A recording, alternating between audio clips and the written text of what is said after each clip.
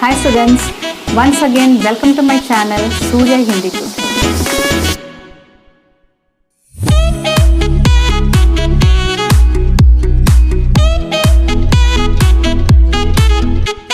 അപ്പോൾ കുട്ടികളെ എന്തൊക്കെയുണ്ട് വിശേഷങ്ങൾ? എല്ലാവർക്കും സുഖമായിരിക്കുന്നില്ലേ? എല്ലാവർക്കും സുഖമായിരിക്കുന്നു ഞാൻ വിശ്വസിക്കുന്നു. അപ്പോൾ ഞാൻ 9th സ്റ്റാൻഡേർഡിലെ കുട്ടികൾക്ക് ചാപ്റ്റർ നമ്പർ 3 പക്ഷി ഓർ ദീമക് ആണ് പഠിപ്പിച്ചുകൊണ്ടിരിക്കുന്നത്. First part and second part already ഞാൻ അപ്ലോഡ് ചെയ്ത് കഴിഞ്ഞു.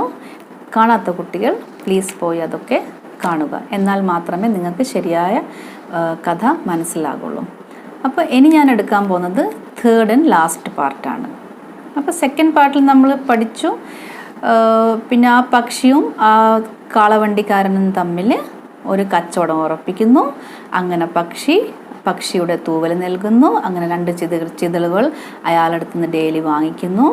അത് ഒരു ദിവസം അച്ഛൻ കാണുന്നു. അങ്ങനെ അച്ഛൻ ആ പക്ഷിയോട് പറയുന്നു, മോനെ, ചിതലുകൾ നമ്മൾ സ്വാഭാവികമായ ആഹാരമല്ല, അങ്ങനെ ചെയ്യാൻ പാടില്ല. പക്ഷെങ്കിൽ അച്ഛൻ പറയുന്നതൊന്നും അനുസരിക്കാതെ പക്ഷി അത് നിരന്തരമായി ചെയ്യുന്നു.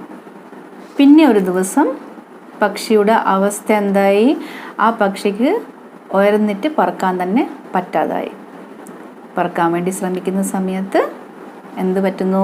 ആ പക്ഷി കിതച്ചുകൊണ്ട് ഭൂമിയിലേക്ക് വന്ന് ഏതെങ്കിലും എന്താ പറയുക, ഗോപുരത്തിൻ്റെ മുകളിലോ അല്ലെങ്കിൽ പാറക്കല്ലിൻ്റെ മുകളിലൊക്കെ ഇരിക്കുന്നു. ആ പക്ഷിയുടെ തൂവൽ ഡെയിലി കുറഞ്ഞു പോകുന്നു. എന്നിട്ടും പക്ഷിക്ക് ആ ചിതലുകളോടുള്ള ഇഷ്ടമുണ്ടല്ലോ, അത് വിടാൻ പറ്റുന്നില്ല.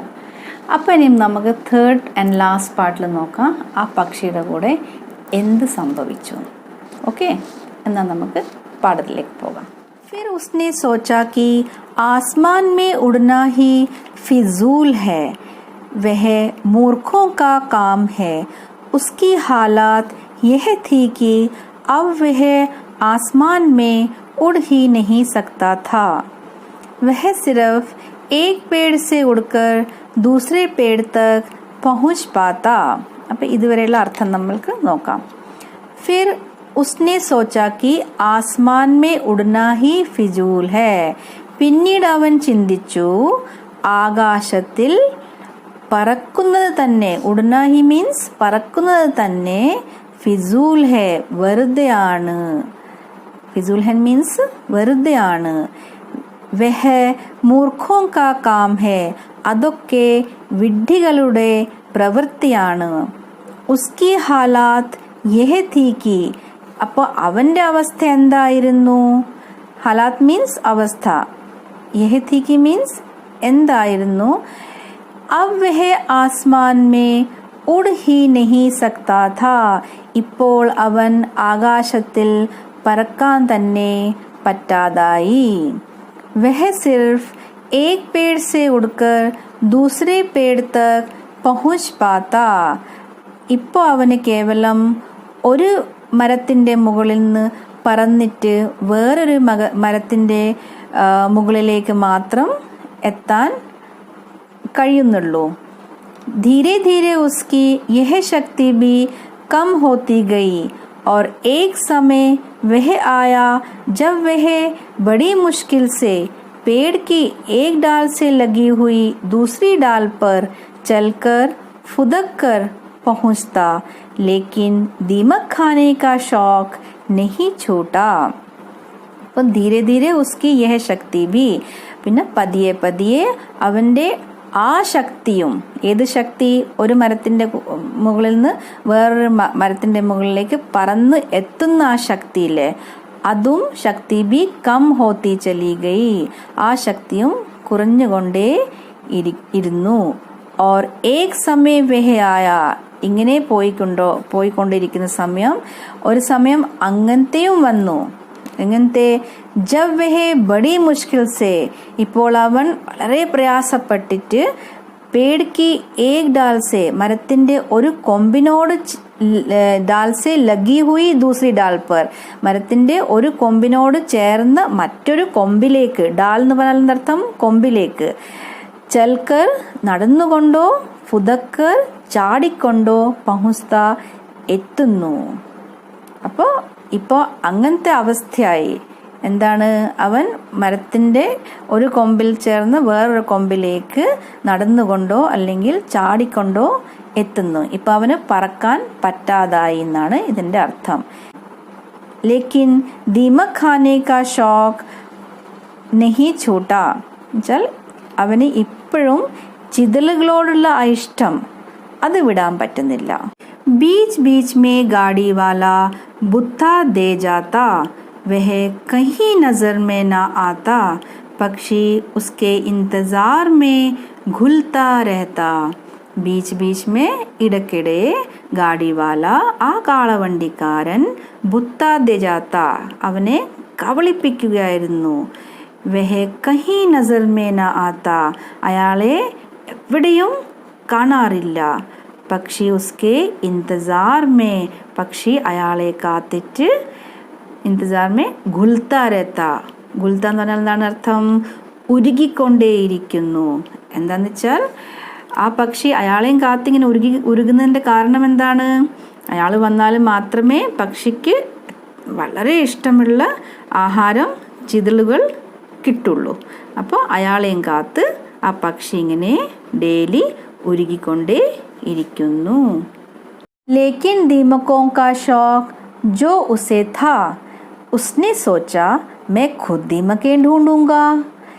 इसलिए वह पेड़ पर से उतरकर ज़मीन पर आ गया और घास के एक लहराते गुच्छे में सिमट कर बैठ गया. लेकिन എന്നാൽ ദീമക്കോं का शौक जो उसे था ചിതലുകളോടുള്ള ഇഷ്ടം അതുപോലെ തന്നെ ഉണ്ടായിരുന്നു. ഉസ്നെ സോച്ച അവൻ ചിന്തിച്ചു മേ ഖുദ് ദീമകേൻ ഢൂണ്ടുക ഞാൻ തന്നെ ചിതലുകളെ അന്വേഷിക്കും, ചിതലുകൾ എവിടെയൊക്കെയാണ് കിട്ടുക എന്ന്.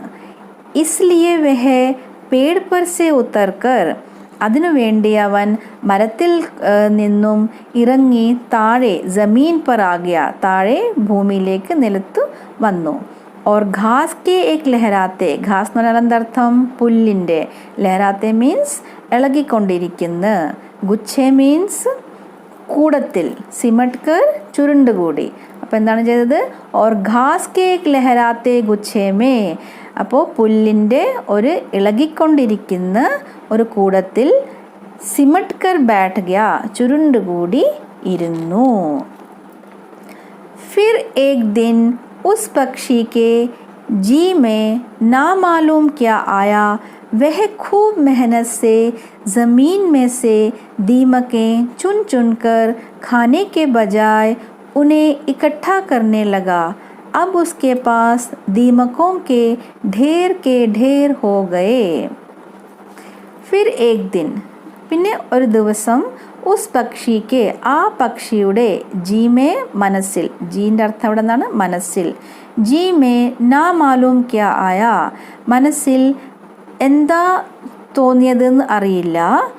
വഹ ഖൂബ് മെഹനത് സെ അവൻ കഠിനാധ്വാനം ചെയ്ത്, ജമീൻ മേ സെ ഭൂമിയിൽ നിന്നും, ദീമക്കേ ചുൻ ചുൻകർ ഓരോരോ ചിതലുകളെയും പെറുക്കി ഖാനെ കെ ബജായ് തിന്നുന്നതിൻ്റെ പകരം, ബജായ് മീൻസ് പകരം, ഉൻഹെ അവയൊക്കെ ഇക്കട്ടാ കർണേ ലഗ ശേഖരിക്കാൻ തുടങ്ങി. ഇക്കട്ടാ കർണേ ലഗ എന്ന് പറഞ്ഞാൽ ശേഖരിക്കാൻ തുടങ്ങി. അബ് ഉസ്കെ പാസ് ഇപ്പോൾ അവൻ്റെ അടുത്ത് ദീമക്കോं के ചിതലുകളുടെ ढेर हो गए കൂമ്പാരം തന്നെ ഉണ്ടായിരുന്നു. അപ്പോൾ എന്താണ് നമുക്കിത് പാരഗ്രാഫിൽ നിന്ന് മനസ്സിലായത്? ഒരു ദിവസം ആ പക്ഷിക്ക് എന്താണെന്നറിയില്ല മനസ്സിൽ തോന്നിയത്, അവനിപ്പം കഠിനാധ്വാനം ചെയ്ത് ഓരോരോ ചിതലുകളെയും ഭൂമിയിൽ നിന്ന് പെറുക്കി എടുത്ത് അത് തിന്നുന്നതിൻ്റെ പകരം അതിനെ ശേഖരിക്കാൻ തുടങ്ങി. കുറച്ച് ദിവസം കഴിയുമ്പോൾ അവൻ്റെ അടുത്ത് ചിതലുകളുടെ കൂമ്പാരം തന്നെ ഉണ്ടായിരുന്നു. फिर एक दिन एकाएक वह गाड़ी वाला दिखाई दिया. पक्षी को बड़ी खुशी हुई. उसने पुकार कर कहा, गाड़ी वाले, ओ गाड़ी वाले, मैं कब से तुम्हारा इंतज़ार कर रहा था. फिर एक दिन പിന്നെ ഒരു ദിവസം ഏകായേക് പെട്ടെന്നു വേ ഗാഡി വാല ദിഖായി ദിയ ആ വണ്ടിക്കാരനെ കാണപ്പെടുന്നു. പക്ഷിക്കോ ബഡി ഖുഷി ഹുയി, പക്ഷിക്ക് വലിയ സന്തോഷമായി. ഉസ്നെ പുകാർ കർ കഹാ, ഗാഡി വാലേ, ഓ ഗാഡി വാലേ, വണ്ടിക്കാരാ, ഏ വണ്ടിക്കാരാ, मैं कब से तुम्हारा इंतज़ार कर रहा था, ഞാൻ എപ്പോൾ മുതലേ നിന്നെ കാത്തിരിക്കുകയാണ്. पहचानी आवाज़ सुनकर गाड़ी वाला रुक गया. तब पक्षी ने कहा, देखो मैंने कितनी सारी दीमकें जमा कर ली है. पहचानी आवाज़ सुनकर, പരിചയമുള്ള ആ ശബ്ദം കേട്ടിട്ട് ഗാഡി വാല റുക് ഗയ, ആ വണ്ടിക്കാരൻ നിന്നു. തബ് പക്ഷിനെ കഹ, അപ്പോൾ ആ പക്ഷി പറഞ്ഞു, ദേഖോ നോക്കൂ, मैंने कितनी सारी, ഞാൻ എത്രത്തോളം ദീമക്കെ ജമാ കർ ലി ഹേ, ചിതലുകളെ ആണ് ശേഖരിച്ചിരിക്കുന്നത് എന്ന്. അപ്പോൾ ആ വണ്ടിക്കാരൻ നിർത്തി ആ പക്ഷി പറയാണ്, നോക്ക് ഞാൻ എത്ര അധികം ഈ ചിതലുകളെയാണ് ശേഖരിച്ചിരിക്കുന്നതെന്ന്. गाड़ी वाले को पक्षी की बात समझ में नहीं आई. उसने सिर्फ इतना कहा, तो मैं क्या करूं. അപ്പോൾ ഗാഡി വാലേക്കോ പക്ഷി കി ബാത്, ആ വണ്ടിക്കാരനില്ലേ, ആ കാളവണ്ടിക്കാരന് പക്ഷി പറയുന്നത് സംസാരം മനസ്സിലായില്ല. ഉസ്നെ സിർഫ് ഇത്ന കഹ, അയാൾ ഇത്ര മാത്രം പറഞ്ഞു. തോ മേ ക്യാ കറൂം, അതിന് ഞാൻ എന്താ ചെയ്യേണ്ടത്. ये मेरी दीमकें ले लो और मेरे पंख मुझे वापस कर दो. പക്ഷി ने जवाब दिया, ये मेरी दीमकें ले लो, നിങ്ങൾ ആ പക്ഷി വണ്ടിക്കാരനോട് പറഞ്ഞ്, നിങ്ങൾ എൻ്റെ ഈ ചിതലുകളെ ഒക്കെ എടുത്തോളൂ. और मेरे पंख मुझे वापस कर दो, എൻ്റെ തൂവലുകൾ തിരികെ തരൂ. പക്ഷി ने जवाब दिया, പക്ഷി മറുപടി പറഞ്ഞു. गाड़ी वाला ठठा कर हंस पड़ा. उसने कहा, बेवकूफ़, मैं दीमक के बदले पंख लेता हूँ, पंख के बदले दीमक नहीं. അപ്പോൾ കാളവണ്ടിക്കാരൻ ठठाकर हंस पड़ा, പൊട്ടിച്ചിരിച്ചു. उसने कहा, അയാൾ പറഞ്ഞു, बेवकूफ़, മണ്ട, मैं दीमक के बदले पंख लेता हूँ, ഞാൻ ചിതലുകളുടെ പകരം തൂവലുകൾ വാങ്ങിക്കും. पंख के बदले दीमक नहीं, തൂവലുകളുടെ പകരം ചിതലുകളല്ല. गाड़ी वाले ने पंख शब्द पर बहुत जोर दिया था. ആ കാളവണ്ടിക്കാരൻ തൂവൽ എന്ന് പറയുമ്പം ആ ശബ്ദത്തിനെ വളരെ ശക്തമായി, ജോർസി എന്ന് പറഞ്ഞ് വളരെ ശക്തമായി പറഞ്ഞു. गाड़ी वाला चला गया, പക്ഷി ഛട്പടാക്കർ രഹ ഗയ, ആ കാളവണ്ടിക്കാരൻ അവിടുന്ന് പോയി. ആ പക്ഷി വേദനയും വിഷമവും കൊണ്ട് പിടഞ്ഞുകൊണ്ടേയിരുന്നു.